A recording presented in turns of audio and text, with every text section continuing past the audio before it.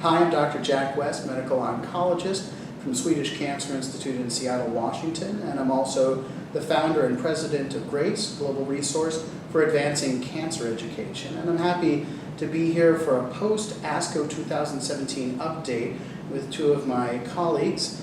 With me is Dr. Matt Gubens, who is Associate Professor in Medical Oncology, Specialist in Thoracic Oncology at the University of California, San Francisco, and Dr. Jyoti Patel, who is Professor in Medical Oncology at the University of Chicago in Chicago. Thanks for joining us. Thank you. Thanks for having us.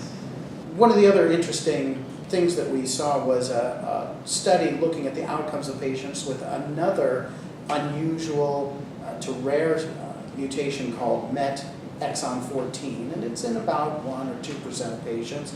We don't routinely seek this, we haven't historically, but now that we're doing more broad genomic testing, we might find a lot of new things.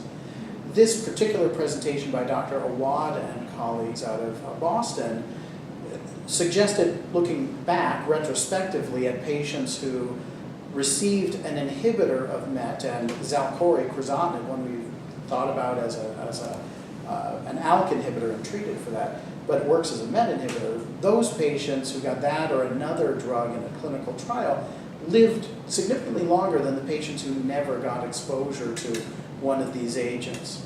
It's a retrospective study, and because of that, some of the patients who never got treated with this got treated with nothing at any time. So it's not an apples to apples comparison. But what do you think of these data, and what does this mean going forward? Is this something that you think we should be routinely looking for and treating for?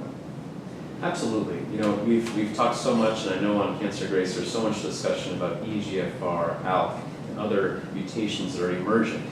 As we learn more about how to find these, and we have agents that we know, first of all in the laboratory, then in mice, and then in humans, hit that mutation, we really want to look for opportunities to use those. MET is something that has been an evolving story.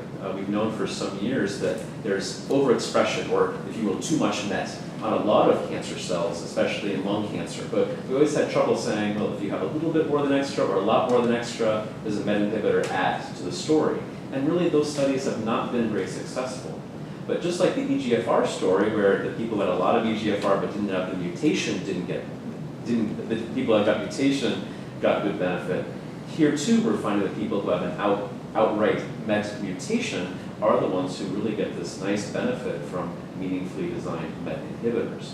And so even though this is retrospective, it really tells the story that there's a drug that is on the market, FDA approved, albeit for other uses, that clearly has activity and may well have more activity than some of the standard therapies those patients are getting. So obviously in this situation where we don't have an FDA label, I'd love to see more patients on studies to prove this point.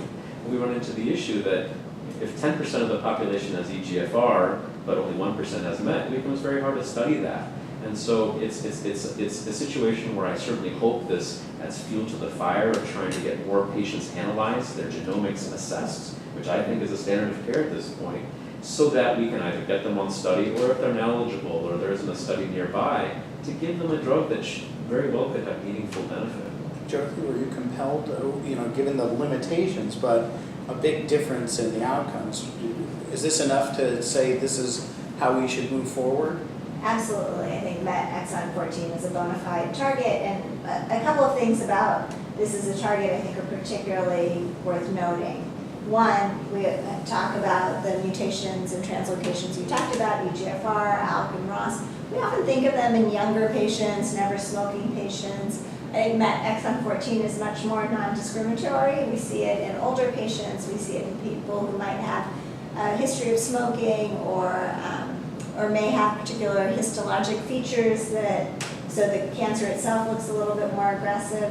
And maybe there wasn't such a push to do genomic testing on these patients before, that this should give us all pause. That, again, it's really hard for us on clinical features to pick the appropriate patient to test.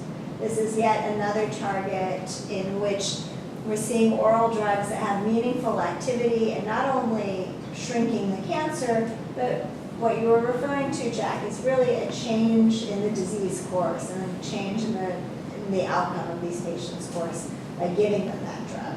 And I would say that in the question of should we be doing broader genomic testing, and I've been somebody who's been pretty cautious about that because I'm concerned about finding a whole lot of things that are potentially rabbit holes to go down. I think once you get more and more legitimate targets, it really eventually tips the scale to being convincing. And MET, I agree, is an important one. It's also significant that this is not only in younger never smokers. This is a much broader, less clear pattern of who has it. A lot of older patients as well, and more smokers. So I don't think we should be as selective clinically based on who should be tested. We also have just approved in late June of 2017 an approval for a pair of drugs for patients with another rare mutation, a BRAF V600E mutation, and there's two therapies to be given together that could be effective for that. I think another target, now you're getting into the range of 4 and 5 and more, where it just makes sense to be looking all at once.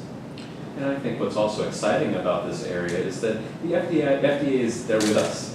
They recognize some of the challenges of this clinical trial field, that we don't have hundreds of patients to put on study. Mm-hmm. And so BRAF drugs in lung cancer were approved on the basis not of randomized trials against placebos, not against chemotherapy, and yet because the signal is strong and the efficacy is strong, the FDA was willing to play ball. And I give them a lot of credit for that, for being forward thinking about this kind of very directed targeted therapy.